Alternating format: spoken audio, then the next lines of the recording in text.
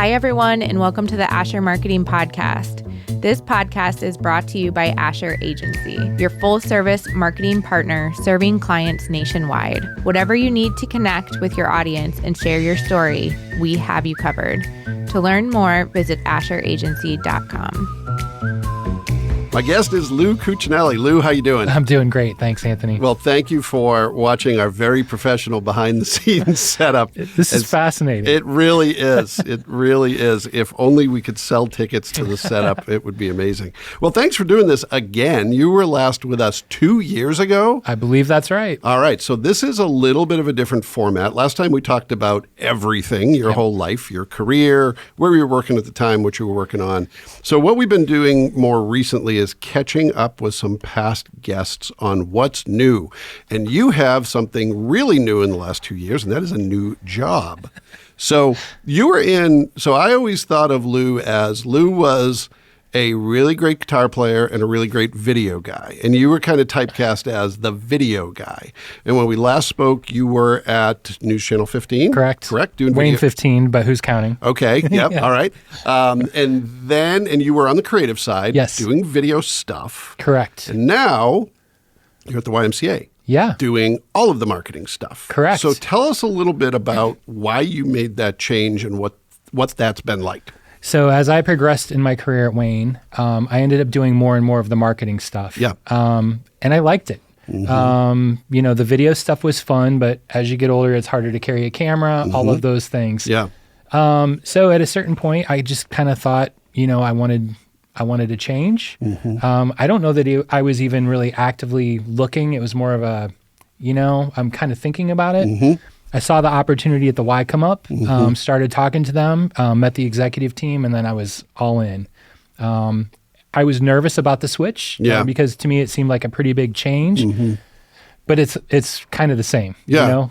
Well, and you had been, I don't want to say comfortable, but News Channel 15 was kind of a soft landing for you. You knew some people there. Correct. And all of a sudden you're working at a place where I suspect you didn't know anyone. Nope. Yeah. Not a soul. So what was that onboarding like? How did they get you a little bit more comfortable with the organization? So I think the executive leadership team there, when I joined, was all pretty new themselves. So they were kind of still figuring out, the direction they wanted to go. Yeah. So they were very open about, hey, we're going to give you the keys to the kingdom when it comes to marketing. Yeah. And I just loved the energy that they brought as a new team. So I feel like it was a close enough time where we all kind of came in together. So we all kind of learned and grew together. Okay. So yeah. All right. So let's talk a little bit about the Y, because I suspect many people listening to this almost everybody knows what the YMCA is in name, but your organization is the YMCA of Greater Fort Wayne. Correct. Which encompasses multiple things. Most people are going to think gyms, and that's part of it. Correct. But what else is under the umbrella of organizations you work with? Sure. So we have a Youth Services Bureau, which is working with troubled youth advocacy. We have a Child Care Services branch, which is one of the largest providers of child care in Allen County. Yep. So we have those. We have our normal, what we call kind of in the industry like gym and swim facilities. But the Y is so much more than just a place to work out. We're trying to build a healthy community. We're trying to really help build a community where you kind of come together. Yeah. Well, I shared years and years ago, I was on the Greater Fort Wayne Y board when Marty Pastor was the executive director. And I told him there was a point in my life when it was kind of a third place when, you'd go home, you'd go to work. But I felt like I could go to the Y with my son, and it was a good place for him to be. So it fills that role too, whether that's for a workout or just to use the facilities for family time. I think it definitely plays that role in the community. Had you had experience? Were you a Y member previously? Of course. Okay. Yeah. All right. So what was your perception of the Y as a member, and how, if at all, did that change once you started working for the organization? Yeah. So I grew up on the southwest side of town. Yeah. Jorgensen Y was our home Y. My kids learned to swim there. Yeah. Always went to the outdoor pool there once they built that facility. Yeah. my wife will tell you jokingly, one of our very first dates, I think we ended up going to the Y and working out. She made fun of me because I didn't know what I was doing. I was in jeans. Like, it was terrible, right? So I had been in the Y, was familiar with it, always knew the friendly faces and all of that. So I thought that was really cool coming in. And people ask what it's like working at the Y. And I'm like, well, it's like working with a bunch of yoga instructors and these really positive, like, yeah, let's go do this thing. Yeah. So it's really kind of fun because the energy level is amazing. So any wacky idea I come up with, they're like, yes, we're in. Yeah. So well, it's an organization that's growing in a number of different ways, and that's always fun to be part of. But there's also, challenges that come with that. Let's talk a little bit about the challenges side. So what has been the biggest challenge for you moving from nice, comfortable position, an organization to all of a sudden I'm in charge of all this stuff at an organization that I'm just getting to know? Yeah, so it's a big organization, right? So it's like 78,000 members right now. It's big. Yeah. And we're doing a lot as far as change goes and growth. So if you've obviously know Andrew, our CEO, he's a go-getter. So we're in this growth mode, and it's tricky looking back historically where you've got this weird COVID thing in the middle.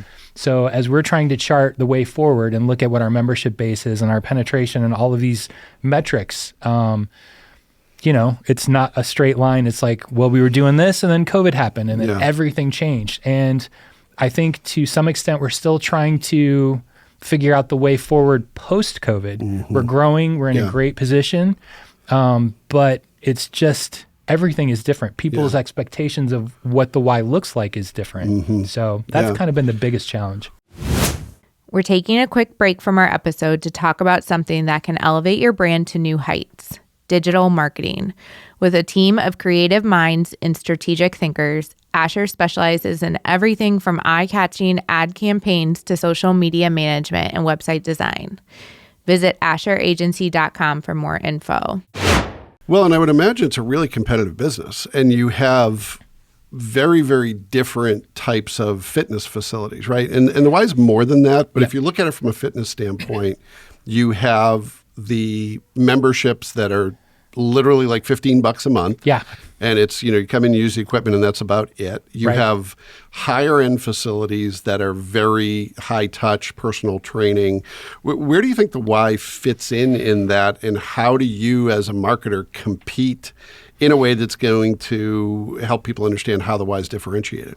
Sure. So, I mean, we can't compete on price for the $15 membership, but that's not what we're looking to do. If you just need a treadmill, we're probably not your place. But if you want to bring your kids and you want childcare provided while you're doing it, if you want all of the group exercise classes, all of those things, you want the pools and the world-class facilities we have. We have state-of-the-art equipment in all of our branches. So we've kind of carved out that middle ground, but you kind of touched on it where, it's that third place. I don't think you find that at the $15 a month gyms. And then the super boutique-y ones are very performance related. And we want to be that place that's just a welcoming place for whatever you need. If you're an active older adult, come on in. If you're a 12-year-old kid, come on in. If you're the family, if you're anywhere in between, we want to provide that experience for you. Yeah, well, and one of the things that has been interesting to watch from the outside is some of the changes the Y is making to compete. Am I correct that you just started 24-hour access? How is that going, and how are your members responding to that? Yeah, so it's been great. So we just announced 2 additional facilities, which would bring us to 4 total. Okay. Right. So Whitley County was our first. We kind of picked a small branch to launch there just to work out the kinks. The response was great. Then we went to our Jackson Lehman facility, which is Northeast. One of our bigger, more super modern branch. And it was off the charts. So we just recently announced Jorgensen Southwest and Kaler Nickel Family Foundation, which is Bluffton. Response has been great. We're at 600-700 members so far. We'll be at over 1,000 by the end of the year. Wow. So that is a way of easing the demand during those peak hours. Is that part of it? Yeah, so it's a bunch of things. So in addition to adding 24 hours, we've also expanded our hours that were open at all of the branches to kind of be more consistent. That was one of the things. Again, pre-COVID, we had certain hours. Post-COVID, we kind of were working up to it. Staffing's always a challenge. Yeah. So we made that change this fall. So we're open earlier and later at a lot of our facilities. But yeah, the 24-hour is not necessarily for the middle of the night. Mm-hmm. It's that 1 or 2 hours before we open and the 1 or 2 hours after we would close. Yeah. But yeah, it does exactly that. It thins those busy times out. Yeah. So now you've got a longer, runway of people are working 24 hours. They come in when it's not very busy, obviously. Yeah. And that makes it better at 6 a.m. or 7 a.m. Yeah, for sure. So let's talk a little bit about the team you're working with, because it wasn't like you came in and you're trying to do all this on your own. You've got a team that work alongside you. Tell us a little bit about that team. How large is the team? What specialties do you have on the team, and how do you all work together? Yeah, so I'm super lucky to have a great team. When I came in, basically it was a one-person marketing team when I got there, just because they had some attrition. Yeah. And she's been amazing. She's kind of everything I'm not. Mm-hmm. So I'm kind of the dreamer guy. I'm like, hey, what if we did this? What if we did that? And she's very much like, okay, well, if we do that, we need to do that. Yeah. So we're a good yin and yang together. Yeah. And then we brought in an additional marketing person who's doing a lot of the social posts and things like that. So it's a small team. I'd consider us all pretty generalists. We're not super specific, but that's the nature of the why. But it sounds like you get to focus on strategy and big picture, which is really where your focus should be. Correct. Yeah. Well, that's great. Well, that's great that you have those folks who can help you stay focused on the bigger picture, while also making sure that everything keeps going and the messages stay out there. Yeah. So in terms of looking ahead, so you've been at the Y now for about a year. Yep. What do you hope you'll experience over the next 6 to 12 months? What are you aiming at? What are you planning for? What's on your to-do list moving forward? So yeah, coming off of 24 hours, which has been kind of the big success this year, we've got a couple things up our sleeves that I can't really talk about, but they're awesome. I was hoping I was going to trick you into revealing some secrets. See, okay. Good job. Yeah. Good job. I'll just deflect that. No, we're looking at growth, and we're looking at opportunities for growth. Yeah. How can we expand? How can we maximize the facilities that we have? Yeah. We look at our suburban ring facilities, the 3 that are kind of just outside of Fort Wayne's city limits or in the suburbs. Yeah. And those are pretty full. Mm-hmm. And then we've got some spaces more in the city that are a little underutilized. So next year, I think we'll really look at trying to maximize the usage at those underutilized facilities. Yeah. Well, and it's definitely a reflection of the growth in Northeast Indiana overall. I think if you ask most Y members, they'll say they love the Y, but they wish that there were more treadmills available. Sure. Or there was more, capacity. Yeah, we hear it all the time. But my suspicion is if you doubled capacity, demand would double and you'd have the same problem. Yeah, it's really crazy. So if you spend the day at a branch, it's really neat to see kind of the turnover of the day. So you get these, when the doors open, you get the people that are like really in there to work out serious. And then you get kind of the moms and the before work people. Yeah. And then it kind of shifts to the stay at home moms and then the active older adults and then to the kids. And it's really crazy to watch that over a longer period of a day. Yeah, and I've had the experience now that I've lived in Fort Wayne proper for 25 years. I think I've been to almost every Y in Fort Wayne and at different times. Awesome. And it really is distinct audiences.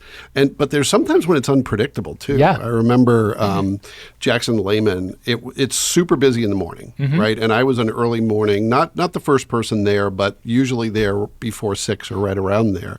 And it was super busy all the time. So I said, okay, maybe I'll switch and I'll go mid-afternoon. Mid-afternoon, like high school gets out and all the kids are there. So, that's a good sign from a marketer's standpoint, all that demand, and then it's just a matter of how do you keep people happy. Well, and it's unique too because each of our branches has a different personality. Yeah. So, as we market, like I want to retain that personality. I want the brand to be the brand. Yeah. And I want the marketing to be consistent and relevant. But, each branch has its own personality, which is a really cool thing. Yeah. Well, and how do let's talk about that consistency piece, because you've got the unique brand of YMCA of Greater Fort Wayne, but it's part of a globally recognized brand that obviously wants some consistency and wants, the Y to speak with, a certain tone of voice. And then you have the individual branches, which do, as you mentioned, have their own personality and serve, in some cases, very different populations. How do you manage all that so from a branding standpoint? That is easily half my job. Like, cool, or no, let's not. Yeah. And usually it's subtle tweaks. The intention is always good when the branch comes in with something. Flyers is a huge thing at the branches, which is kind of crazy to me. Like, really, we're talking about printed flyers here? Yeah. So we've done some things over the year where we've implemented some. We have a program called Mark, where basically now we have templatized all of that. Yeah. Just to keep it consistent. Like, yes, we want your personality. Yeah. But maybe not so much on the flyers. So is this like asset management where it comes through your department, or does this allow people to do some self-service and produce things on their own? Self-service. Okay. So yes, basketball as an example. So Y-ball or something like that. We've got 4 or 5 different templates you can choose from for Y-ball. Okay. You just customize it with your branch name, your specific contact info, and you're done. Nice. Is that something that you're borrowing from the Y at a national level? Is that something you created? Not something I created, something we definitely borrowed from. Yeah. Yeah. Okay. All right. Well, that's a great tool. I think a lot of businesses could learn from that. I'll tell you that the times when I've worked for large multifaceted organizations, that's always a problem. Yes. And there's always that push and pull between you want people to take ownership, you want them to feel like their message is important, but you don't want them to break the brand at the same 100%. time. Yeah. Well, and kind of along with that, some of the pushback that we received is, but I really like doing flyers. And I'm like, I love that. Your heart's in the right spot. Yeah. But you're better served in the branch interacting with the members and doing that. We'll take care of that flyer for you. Yeah, well, and one of the things we've talked about a lot on this show is Canva.